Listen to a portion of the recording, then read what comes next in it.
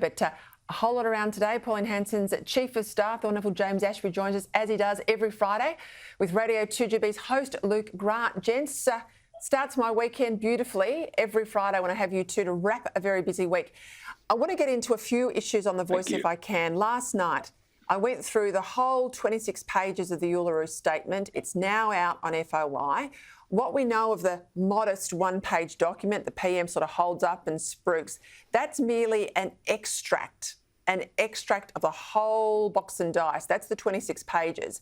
And that's where it's very radical. That's where they say it's the voice, it's truth, it's treaty, it's this Makarrata commission, which is this treaty commission.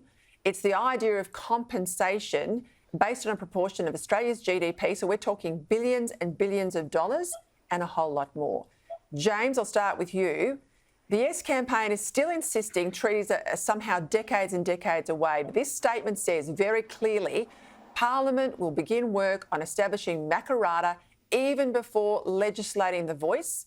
We know the money's in the budget. We know they've already spent $900,000. We absolutely know it's underway. We also know the PM, he says Uluru in full yet again. Have a listen. Made a solemn promise that your government would pursue the statement from the heart in full. Do you make that promise here again today? Yes. That means all 26 pages, doesn't it, James? Yeah, Peter, and can I say last night's show that you put together, the first 10 minutes, was the best bit of television I've seen in a long time for honesty when it comes to this referendum and what's behind it. Now, like any house, you always lay the foundation first, and that is what the voice to Parliament is.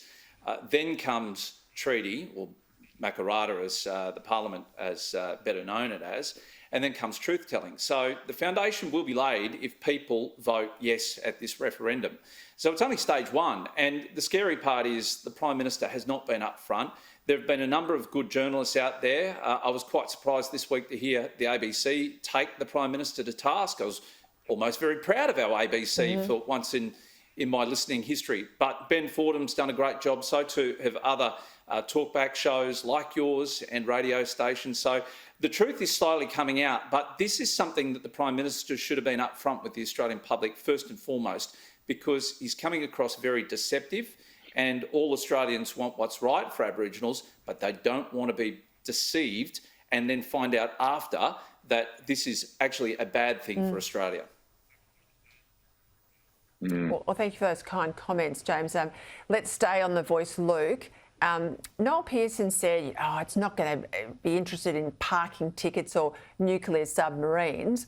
We find out today they are interested in nuclear submarines. One of the PM's own advisory group members on the referendum, Indigenous artist Sally Scales, she says she's concerned about AUKUS nuclear submarines.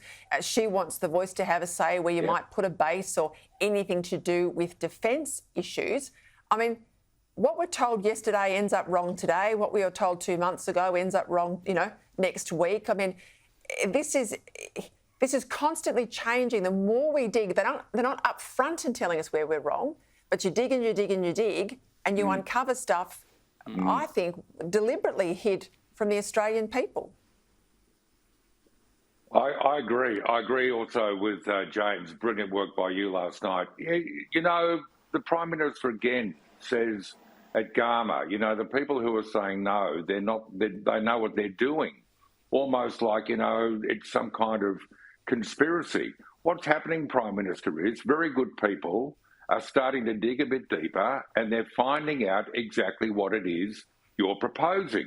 And Peter, this is all about, isn't it cute? We're going to do The Voice. No one will really ask the tough questions. We'll get it through because I'm Albo. Well, it hasn't worked, Prime Minister. Australians aren't dumb.